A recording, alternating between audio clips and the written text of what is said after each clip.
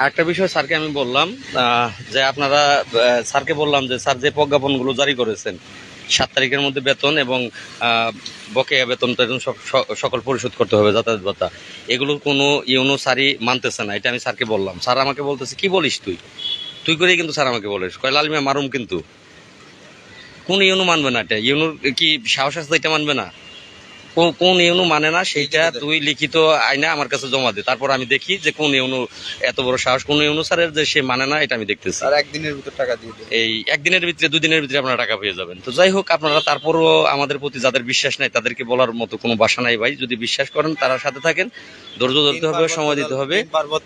আর 3 পার্বত্য জেলার ব্যাপারেও কথা বলছি, স্যারকে বললাম যে স্যার 3 পার্বত্য জেলার বিষয়টা, স্যার বললো যে একটু সময় দেয় আমারে। 3 পার্বত্য জেলায় আলাদা চিঠি আমি করতেছি, মন্ত্রণালয়ে, পার্বত্য মন্ত্রণালয়ে চিঠি করবেন। তো যাই হোক ভাই, আপনারা লাইভটা প্রত্যেকে শেয়ার করবেন। একজন কমেন্ট করছে আপনারা টেন্ডার ওরা কিছু কম তো। কে কি বললো ওগুলো বাদ, যারা নেগেটিভ বাদ দাও, কাউকে আর কিছু বলবো না। যারা নেগেটিভ মুভমেন্টের মানুষ তাদের এই প্রশ্ন সবসময় নেগেটিভই থাকবে। আরে বেটা, টেন্ডার কমিটি লাগবে কেন? যদি বেতন স্কেল হয়, সেটা আমার চেয়ে খুশি আর কেউ হবে না। ওই যে বেটা বলতেছে টেন্ডার কমিটি, কান টানলে তো মাথা আসবেই,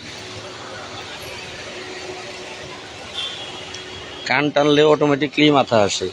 ভালো কাজ করলে ভালো কাজের বিনিময়ে আল্লাহ পুরস্কার দেয়, নামাজ পড়লে ভালো কাজ করলে আল্লাহ বেহেস্ত দিবে। তো এইটা স্বাভাবিক, যে ভালো কাজ করবে সে কিন্তু ভালো পুরস্কার পাবে, পাওয়াটা অস্বাভাবিক কোনো কিছু না।